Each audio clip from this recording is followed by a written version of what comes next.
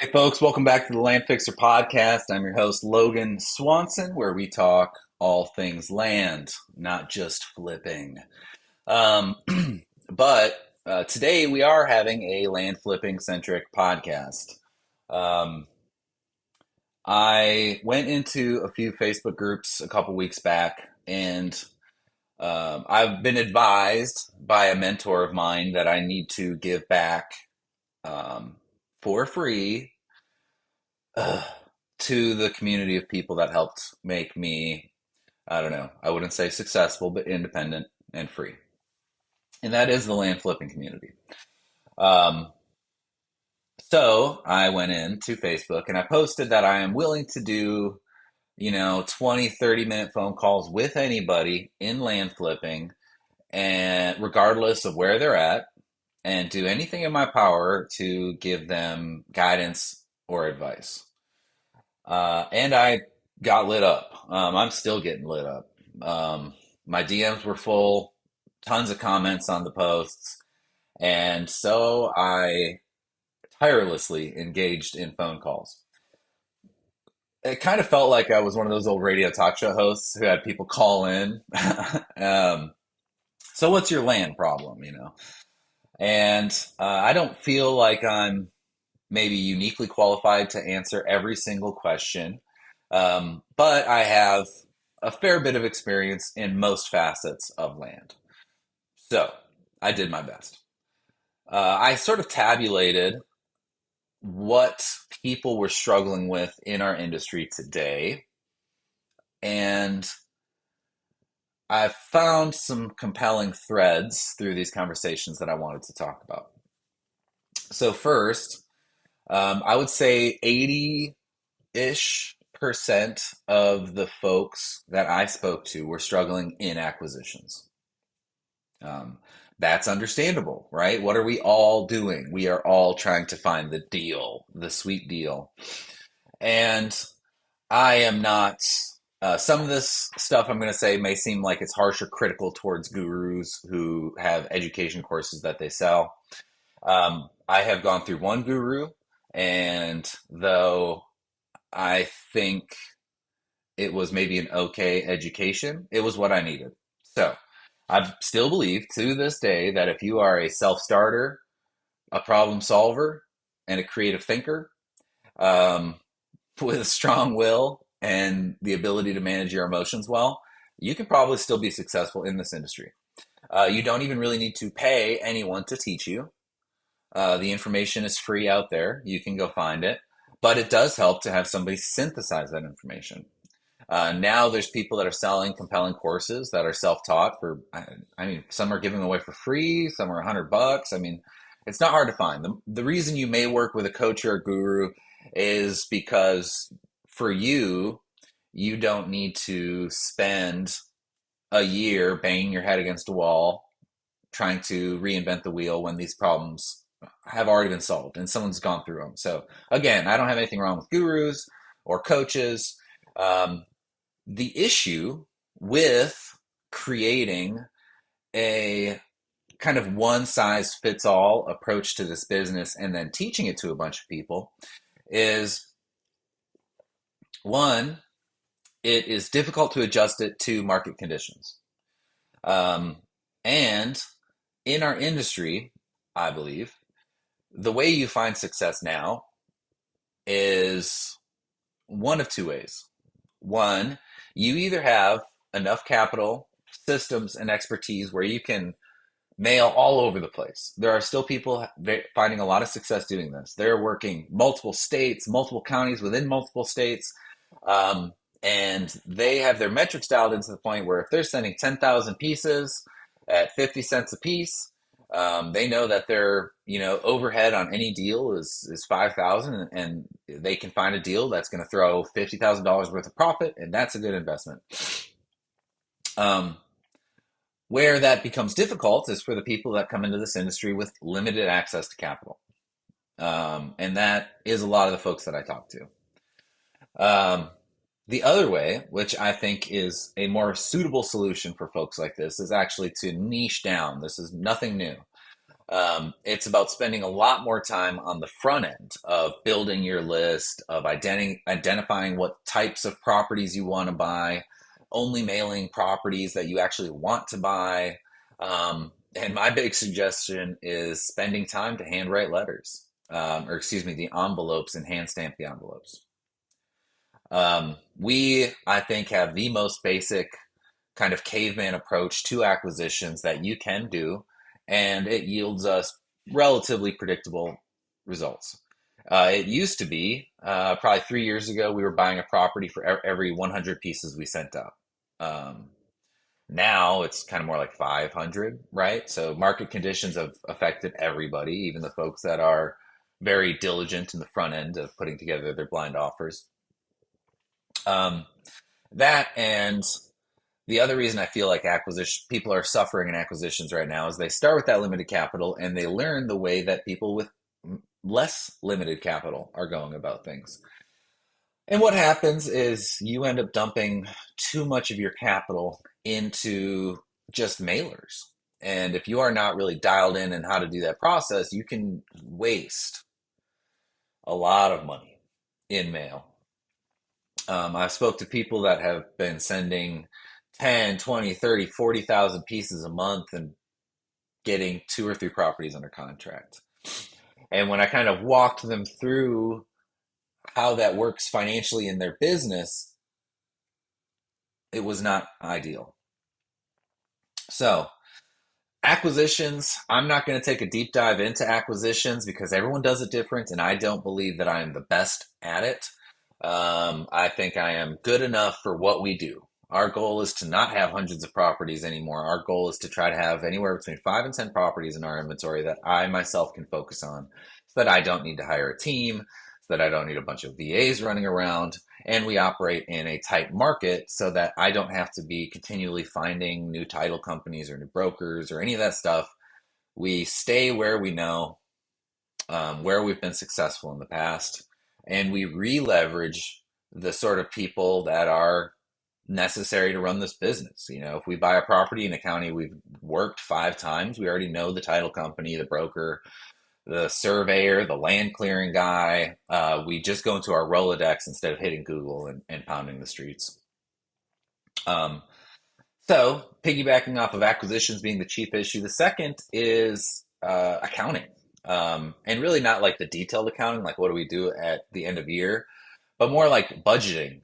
Having some idea of how much money you can spend in the various parts of your business. And this is difficult. This is not easy because of kind of the shiny object syndrome, or really the places of desperation that it's pretty easy for us to go. So, the prototypical person I'm talking about, and this is a lot of people in the industry. I don't know what percent or how many. These are people that called me.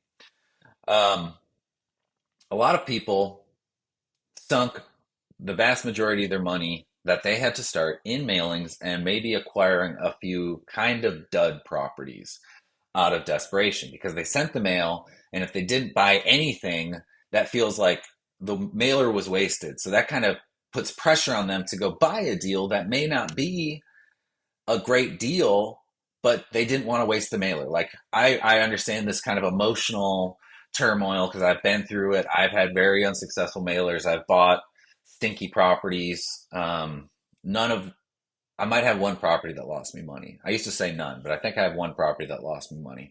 So I never lost money per se on a property like I bought it for 5 and sold it for 7 or something like that. But if I take into account all the money that goes into mailing, kind of all the costs leading up to acquiring the property, I definitely lost money on a mailing, at least one mailing. So because of that, folks are kind of conditioned by people that are either reviewing their success stories, or sometimes the folks that are selling either education or services in the space, to talk about individual deals. I bought this deal for $30,000. I sold it for 60,000. I made $30,000. Well, they're not explaining everything that got them to even getting that deal signed. So, how much did they spend in mailers? How much did they pay their intake manager, or how much money are they spending on software and services to acquire that property? All this sort of stuff is very nebulous.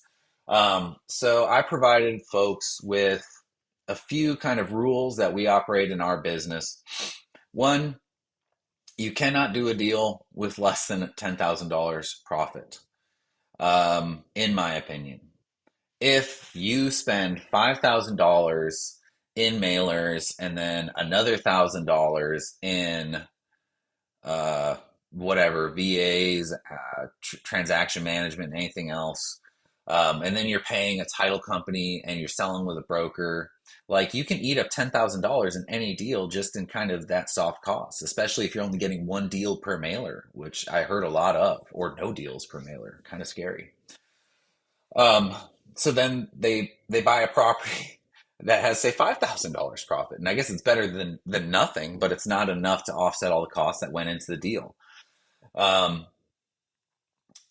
on top of that, there's a lot of folks that I will say this is only my opinion because I know a lot of people are very successful doing this. I really struggle with it, but a lot of people are being trained or taught to do the contract flipping, kind of the wholesaling of contracts, where we go, we find a seller, we tell them, okay, we're going to put this property under contract for this price for whatever, 3, 4, 5, 6 months.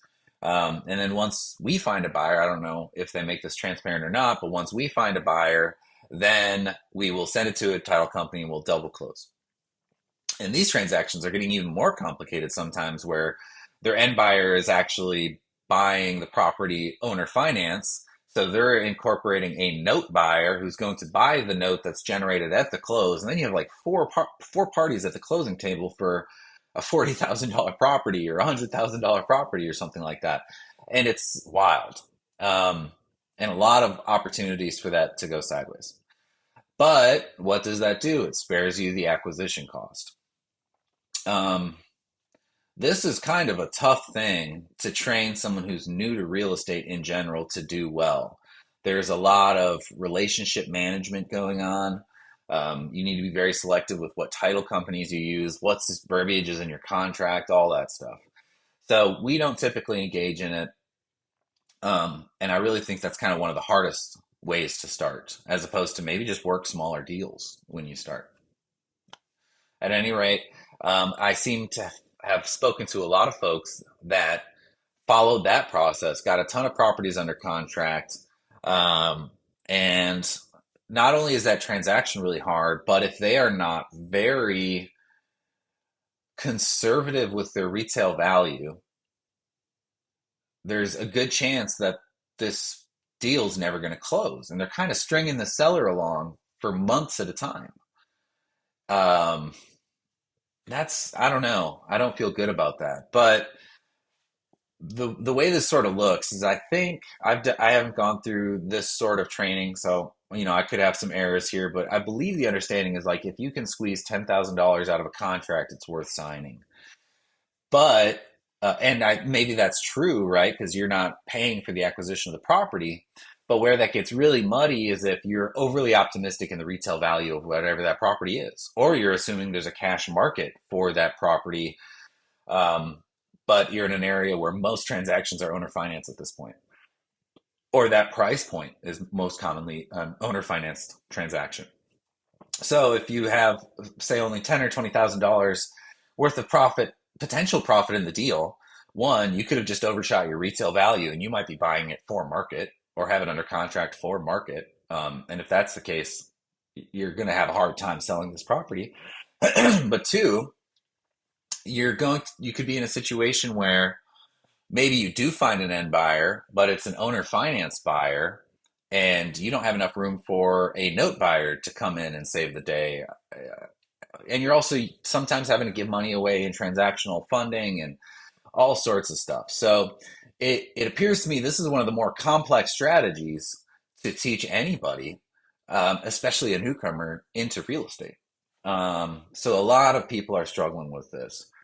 And then finally, emotion management. It seems to be huge. A lot of folks that I spoke to have just gotten to this point where they don't know how to keep moving forward, or they keep sending mail and it's not yielding the results. And not only is that like money spent and wasted, but the emotions of kind of feeling that failure over and over again is just beating them down. And for them, my advice is just go back and review your systems and see what you're doing wrong. Try to build on small successes. Maybe go pursue more affordable lots or whatever. Try to do the smaller deals that can build your confidence back up. Um, because if the way you're moving is causing you so much emotional stress, then you need to go back and evaluate what you're doing. It's not always about can you grin and bear it longer. Sometimes it's like I need to adjust what I'm doing. Um, and those folks, when I ask them a little bit of, detailed information about the systems in their business, or how does the deal move from A to B and then B to C? And they didn't have a lot of clear answers. So it was clear that their systems just kind of weren't in place. They were the systems. And that's not a good place for longevity. So I can go more in depth on the individual problems, but those are the four ones that seem to keep coming up. And I had a lot of empathy for the folks that I was speaking with. Oh, and one cool thing is a number of people reached out to me who just like, hey, I like networking. That's awesome. And it kind of reminded me of why I like this community to begin with. It is so easy to network. Um, it is so easy to reach your hand out and have people answer your questions. That's really cool. I don't know if that exists everywhere or not. Um, but if you're struggling with any of these issues and you need someone to talk to, again, I'm not selling a product or a service. I'm happy to do 5, 10, 15, 20-minute phone calls and try to be of service to you um, in any way that I can. I'm very transparent on pretty much exactly how we operate our business. Um, so yeah, keep going, folks. It's a challenge. And the way to get better is to constantly refine. I don't think it's to just send more mail. Um, all right, folks. Thank you for listening. This is the Land Fixer Podcast. Again, I'm Logan Swanson. If you want to reach out to me, shoot me an email at thelandfixer@gmail.com. You can, if you want to buy wholesale land, check out primelandexchange.com. If you want to list your property on a platform that attracts wholesale real estate minded buyers, primelandexchange.com, reach out to me there. Or if you need deals funded, check us out at landpartnerfunding.com. We fund deals. All right, folks. Thank you for your time. Have a beautiful day. Cheers.